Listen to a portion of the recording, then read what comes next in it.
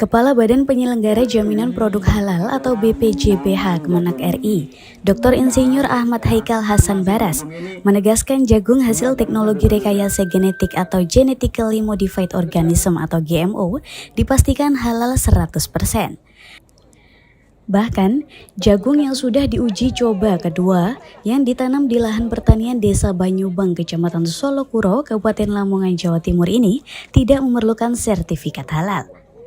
Babe Haikal menyatakan bahwa produk ini tidak memerlukan sertifikat halal karena sudah termasuk dalam daftar positif atau positif list BPJPH. Dalam panen jagung ini, Ahmad Haikal menjawab keraguan sebagian masyarakat terhadap status kehalalan jagung hasil rekayasa genetik. Jagung hasil rekayasa genetik ini tidak hanya unggul dari sisi kehalalan, namun juga menjawab tantangan ketahanan pangan nasional.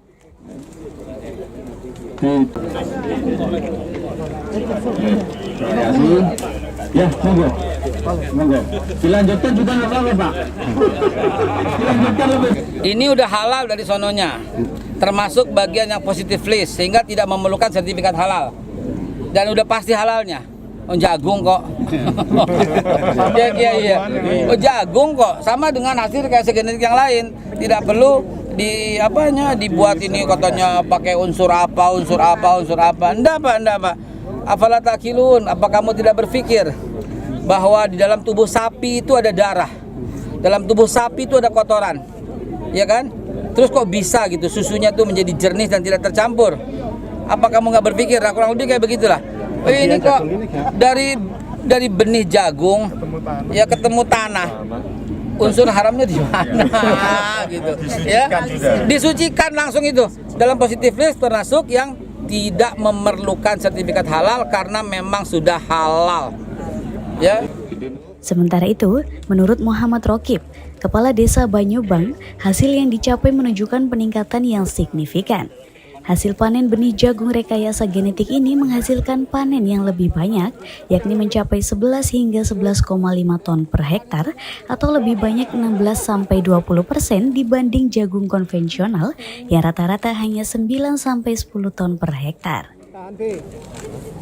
Ya, tampaknya lebih besar itu.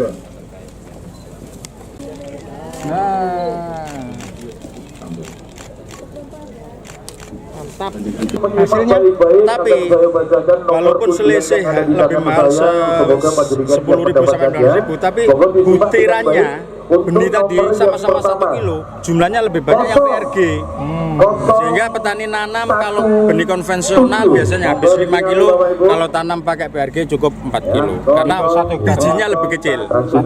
Kalau 1 hektarnya kisaran 15 kilo. Nah, kemudian kalau untuk hasil panennya ini peningkatannya jauh lebih, ada peningkatan sekitar 15% dari konvensional 20%.